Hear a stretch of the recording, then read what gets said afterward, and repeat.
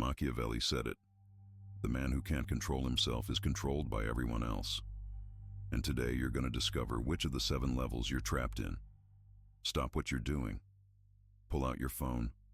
Open your messages. Look at the last 3 times you lost your shit. Got angry, got needy, got desperate. Sent that paragraph-long text you regretted an hour later. Now answer me this. Who was in control? It wasn't you. You were a puppet, a marionette. And on the other end, someone had their fingers on the strings, making you dance. She said that thing, you reacted. He ignored you, you begged for attention. That guy cut you off in traffic.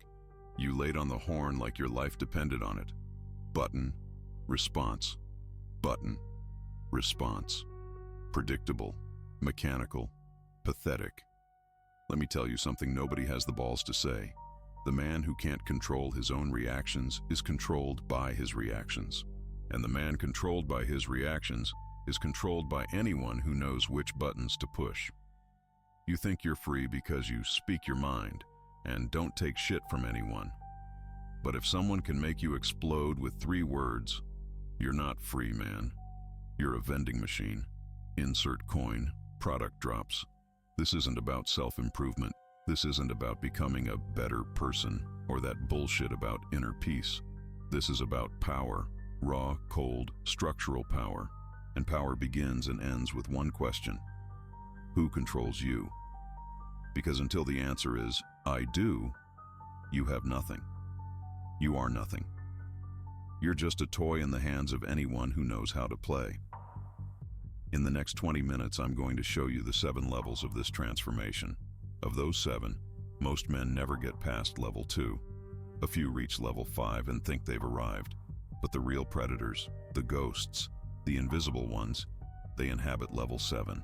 And when I'm done explaining, you'll understand why you've always lost. Always. Let's go. You were taught a lie. They told you authenticity means showing everything you feel. That vulnerability is bleeding in front of others. That honesty is total transparency. So you did it. You showed your cards, told her you were falling for her, told your boss you were desperate for the promotion, showed everyone you wanted it, and you know what happened? They used it against you. She lost attraction. Your boss lowballed you. That friend you confided in told everyone. And there you were, bleeding out, confused. People are snakes. Nobody values honesty anymore. Everyone's fake. Wrong. You handed them the knife. You showed them where to stab. You drew the map of your vulnerability and acted surprised when someone used it. Look, I'm going to be straight with you because you need to hear this. Desire is weakness, not desire itself, but the display of desire. The moment you show someone you want something, you hand them leverage. Think about it. You walk into a negotiation desperate. You lost before you opened your mouth. You approach a woman thirsty. She smells it. Game over. You show your enemy you're afraid. He presses harder. Every man who's lost something important knows the confession I'm about to make. I tried to win by being open, but every time I opened up, I lost. Every time I showed I cared, people stopped caring. And I don't know how to stop caring. So I keep losing. That's the trap. You think there are only 2 options, care and suffer, or stop caring and become empty. There's a third option, and it changes everything. The problem isn't that you desire. The problem is that desire controls you. Let me break this down. Right now, your desire works like this. You see something you want. You feel the pull. You act on the pull. And in acting, you reveal the pull. This makes you transparent, readable, weak. It's like playing poker showing your cards. You might have a royal flush, but if the guy across the table sees it, you're done. Here's something they don't teach you. There's a gap between desire and action, and in that gap lives all your power. Most men collapse that gap. They feel desire. They chase immediately. No pause, no strategy, no control. And here comes the first law. The man who can delay gratification controls the man who cannot. Why? Because you can wait. And waiting is a weapon. When you can sit with desire without acting on it, you create uncertainty. She doesn't know if you want her. Your boss doesn't know how badly you need the job. Your enemy doesn't know what you're planning. Uncertainty is power. Now, second law, never let them see you sweat. Not because sweating is weak, but because visible need is negotiable weakness. The moment they know you're desperate, your price drops. Supply and demand. You became abundant supply chasing scarce demand. Flip it. Third law, and this one separates boys from men. Transmute desire into strategy. This is where most people fail. They think controlling desire means killing it, repressing it, becoming a cold robot. Wrong. You take that burning want, that hunger, that rage, that need, and you channel it, not into reaction, into architecture. You want her? Don't chase. Build a life so compelling she orbits you. You want the promotion? Don't beg. Become irreplaceable, then leverage. You want revenge? Don't explode. Wait. Plan. Strike when they've forgotten you're even a threat. This isn't manipulation. This is strategy. Machiavelli understood this 500 years ago when he wrote The Prince. He said it's better to be feared than loved, but what he really meant was, it's better to be necessary than desired, because desire makes you vulnerable. Necessity makes you powerful. The prince who shows his need for his subjects is overthrown. The prince who makes himself necessary is obeyed, not because people love him, but because they need him. And here's the insight that separates the 1% from the 99. Control yourself and you automatically change every dynamic you're in. Why? Because most people are reactive machines. Push button A, get response B. If you're the only person in the room who isn't reacting, you're the only person who can see clearly. And clarity is power. When she tests you and you don't react, her entire frame collapses. When your boss tries to pressure you and you stay calm, the pressure reverses. When your enemy tries to provoke you and you stay silent, they start doubting themselves. You didn't attack them. You didn't defend. You didn't even engage. You just didn't react. And in that non-reaction, you took all their power. Now comes the part you need to understand. The 7 levels, from where you are to where you can get. Most men live and die at level 1. A few reach level 3 and think they've evolved. But the real predators, the phantoms, the invisible ones, they inhabit level 7. And the difference between them isn't talent. It isn't luck. It's internal structure. Let me show you. Level 1, the slave. This is you right now. Sorry to be blunt, but it is. You're completely reactive. There's no gap between stimulus and response. Someone says something, you respond immediately. Someone ignores you, you beg for attention. Someone disrespects you, you explode. You're an emotional puppet. And the worst part is you think you're defending your honor or being authentic. You're not. You're dancing to whatever music someone else chooses. Think about that day she sent you that passive-aggressive text. I'm fine. But you knew she wasn't fine. And what did you do?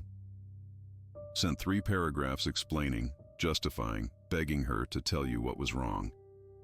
She didn't even respond, because she didn't need to. She already got what she wanted, watching you dance. At level 1, you have 0 power. You're the button, not the finger that pushes it. This is where most men stay their entire lives. They think reacting quickly is strength. It's not. It's slavery. You're not living. You're being lived. Level 2, the recognizer. This is where you wake up. You look at your life and realize, fuck, I'm reactive. I'm controlled. I'm weak. And this hurts. Because ignorance is comfortable. But awareness without the ability to change is torture. You see the chains, but you can't break them. You know you shouldn't send that text to her, but you send it anyway. You know you shouldn't react to that asshole's comment, but you react. You know you're being manipulated, but you fall for it again. It's like being an addict who knows he's addicted but can't stop. Awareness without agency. Most men get stuck here for years, decades, until they die. Because recognizing the problem is easy. Doing something about it, that requires sacrifice. Here's what nobody tells you about level 2. It's actually more painful than level 1. At level 1, you're asleep. You don't even know you're a slave. But at level 2, you're awake in the cell. You can see the bars, feel them, but you can't break through This is where men become bitter. They know they're losing, but they don't know how to win. So they blame the game. Dating is rigged. The system is corrupt. Everyone's out to get me. No. You're just stuck between awareness and action, and that gap is agony. Level 3. The repressor. This is where the man becomes dangerous, but dangerous to himself. He decides, I'm going to kill desire. I'm going to become stone. I'm going to stop feeling. So he represses everything. Emotions, locked down. Wants, ignored. Vulnerability, exterminated. And for a while it works. He stops getting hurt because he stops exposing himself. He stops losing because he stops playing. But there's a cost. He becomes a walking corpse. No passion, no fire, no life. People feel this in him. That rigidity, that emptiness. And they pull away. Not because he's strong, but because he's dead inside. This is the man who says, I don't need anyone, but his voice shakes when he says it. Because deep down, he knows. He's not free. He's just in a cage he built himself. I've seen this in every gym rat who lifts 6 days a week but can't look a woman in the eye. Every workaholic who doesn't have time for relationships but jerks off to porn 3 times a day. Every stoic bro who quotes Marcus Aurelius but can't sleep without Ambien. Repression isn't freedom. It's a different kind of prison. The repressor thinks he's transcended weakness by eliminating desire, but he's eliminated himself in the process. He's not a man anymore. He's a function, a robot, a ghost. And here's the twisted part. Sometimes this looks like success from the outside. He makes money, gets in shape, appears disciplined. But inside, he's screaming. And that scream eventually finds a way out, usually through addiction, or violence, or complete collapse. Repression is a dam, and dams always break. Level 4, the actor. This one's tricky because it looks like it works. The man at level 4 figured out he can perform control. He acts indifferent. He pretends he doesn't care. He puts on the whatever mask, and people believe it. For a while. She tests you, you don't react. But inside, you're dying. Your stomach's churning. Your hands are sweating. You want to scream, beg, cry. But you hold it. This is impressive. It's hard. It requires willpower. But it's not real. Because performance gets exhausting. Masks get heavy. And eventually, you break. Could be 3 days, 3 weeks, 3 months. But you break. And when you break hard. That paragraph you held back for weeks comes out all at once. That accumulated rage explodes. And you're back to level 1. The problem with the actor is he's at war with himself. He feels the desire but pretends he doesn't. He wants to react but forces himself not to. This isn't control. It's internal civil war.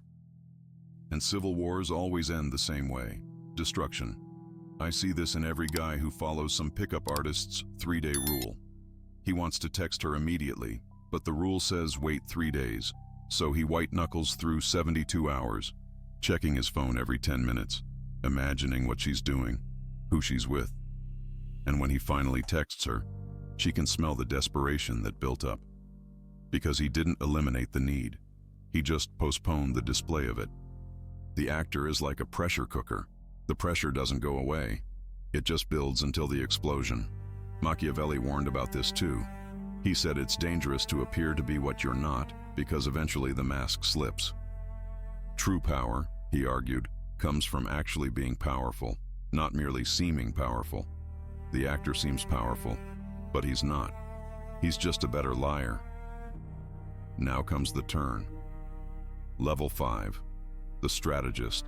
This is where things change. Because here it's not performance, it's structure. The strategist doesn't pretend he has no desire. He has it, but he's created a real gap between feeling and acting. Let me explain with an example. She sends that text, "We need to talk." The slave responds immediately. About what? Is everything okay? Did I do something? The recognizer sees he shouldn't respond but does anyway. The repressor feels nothing because he killed everything inside. The actor pretends he didn't see the message but checks his phone every 3 minutes. The strategist, he sees the message, feels the anxiety rising, recognizes the impulse to respond immediately. And then he does something revolutionary. He waits, not because he's playing games, but because he knows his response in 3 hours will be better than his response in 3 minutes. Why? Because in 3 minutes he's reacting. In 3 hours he's responding. Reaction is automatic. Response is conscious. The strategist uses time as a weapon. He transmutes anxiety into planning. The urge to respond becomes the question. What's the strategic move here? And here's the kicker. When you do this consistently, you stop being played. You become the player. But there's something important. The strategist still wants things. He still has attachments. He's just learned not to let attachments control his actions. This already puts you above 95% of men. But it's not the top. The strategist is playing chess while everyone else is playing checkers. He sees 3 moves ahead. He understands leverage. He knows that the man who cares less in any dynamic controls that dynamic. So he engineers situations where he has less to lose, where he has options, where walking away costs him nothing but gains him everything. This is the entrepreneur who doesn't need any particular client. The man who has multiple women interested, so no single woman can manipulate him. The employee who's built skills so valuable that firing him would hurt the company more than it hurts him. The strategist understands what game theorists call BATNA, best alternative to a negotiated agreement. He always has one, and everyone knows it. But here's what separates level 5 from level 6. The strategist is still playing. He's just playing smart. He still cares about winning.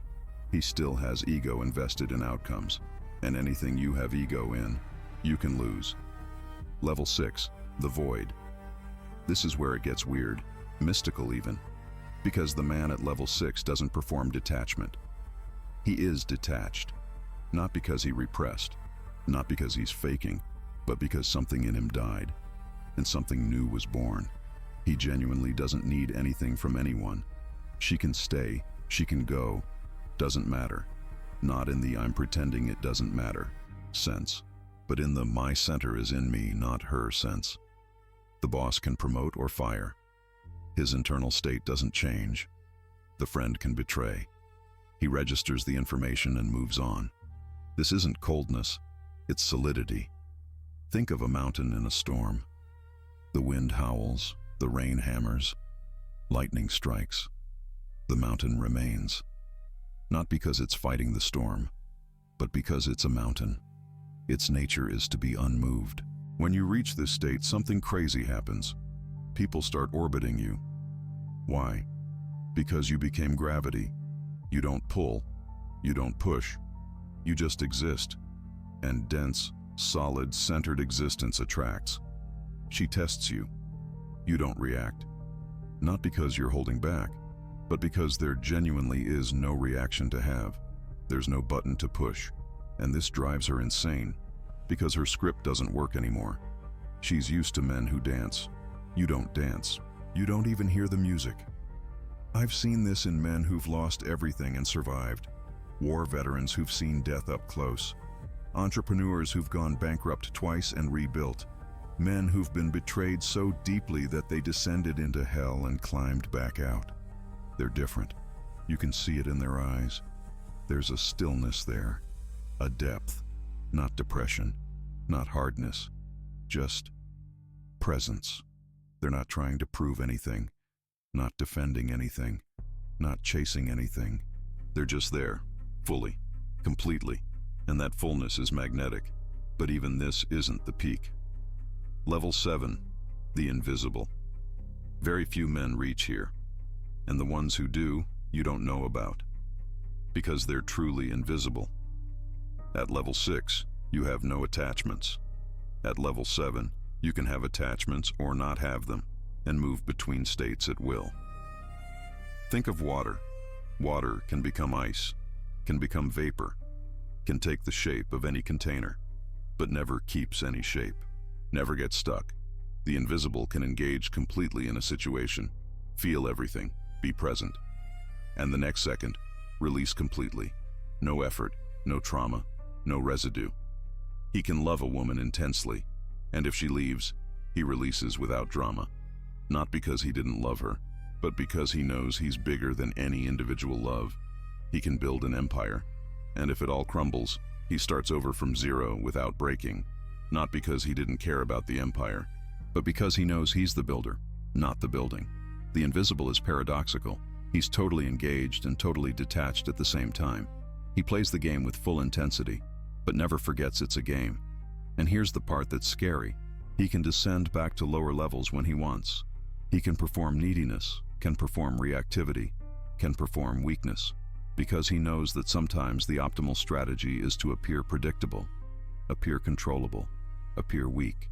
And when everyone thinks they know who he is, that they understand how he operates, he changes completely.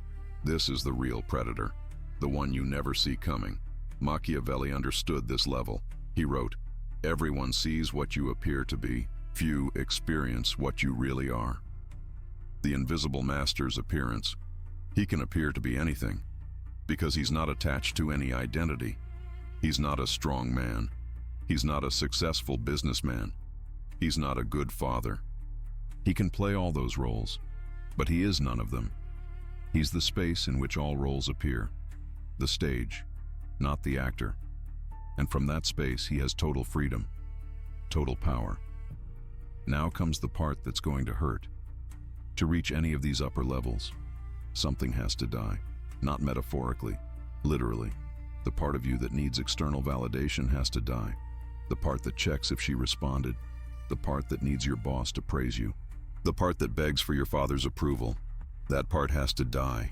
And most men won't make the sacrifice. Because that part has controlled their lives for so long, they don't know who they are without it. If I don't need her approval, who am I? If I don't need recognition from my boss, what's my value? If I don't need to prove anything to anyone, what's my purpose? These questions terrify, because when you kill the dependent ego, you temporarily exist in a void, and in the void there's no manual, no script. You have to discover alone who you are when nobody's watching. But it's exactly in that void that rebirth happens. Because when you don't need anything from anyone, everything you do comes from choice, not necessity. You're with her because you want to be, not because you need to be. You work because you choose to, not because you depend on it. You connect because you decide to, not because you beg for it. And this changes everything. Because when you're not trying to take anything from anyone, people want to give. When you're not hunting, they hunt you. When you're not reactive, they seek your reaction. The dynamic inverts, not through force, through absence of need. So let me give you the first concrete step. Identify 3 people who have the most power over your emotional state. Write their names down. Now ask, what do I want from them that I'm not getting? Validation, respect, love, approval, attention. That's your chain. That's where you're leaking power. Your task for the next 30 days, act as if you already have what you want from them. Not faking, not performing, as if. She doesn't give you attention? Act as if you already have all the attention you need. Your boss doesn't recognize you? Act as if you already know your value. Your father doesn't approve? Act as if you already have internal approval. And watch what happens. You'll see them changing. Not because you changed them, but because you changed the dynamic. When you stop pulling, they start coming. When you stop needing, they start wanting to give. When you stop reacting, they start seeking your reaction. It's physics, it's math, it's inevitable. But there's a detail. You can't fake this. You can't perform as if, because they'll feel the falseness. You have to enter the state, feel it in your bones, live as if it's true. And after 30 days doing this, something crazy happens. It stops being as if. It becomes reality. Because you trained your nervous system to operate this way. You rewired your default response. You died and were reborn. And now you're something else. So here we are. You've seen the 7 levels. You know where you are. Most men will close this, and tomorrow they'll be reacting again. Because knowledge without action is entertainment, and most want to be entertained, not transformed. but you made it here, which means something in you recognized the truth. Now you have two paths. Path 1, you can pretend you didn't see this. Go back to the routine. Keep chasing. Keep reacting. Keep being transparent. And 20 years from now, you'll wonder why you never had real power. Path 2, you can accept that you saw. And once you see, you can't unsee. You become responsible for the knowledge. If you chose Path 2, write in the comments below, Level 7. Not for me, for you. Because when you publicly declare which level you want to reach, you create commitment, and public commitment becomes reality. But I'll be straight with you. This isn't for everyone. There are men who'll watch this, feel a chill, and do nothing. They'll go back to being puppets tomorrow. And that's fine. The world needs spectators too. But if you're different, if you're one of those who actually executes, then pay attention. Because in the next video, I'm going to show you something nobody talks about. Something dangerous. Something that, when you understand it, changes not just how you act, but how you think. I'm going to show you what happens between Level 5 and Level 7. That crossing most try and quit. Because what you have to sacrifice to ascend, most aren't willing to lose. Over the next 30 days, you're going to understand why you kept losing. And finally, how to win.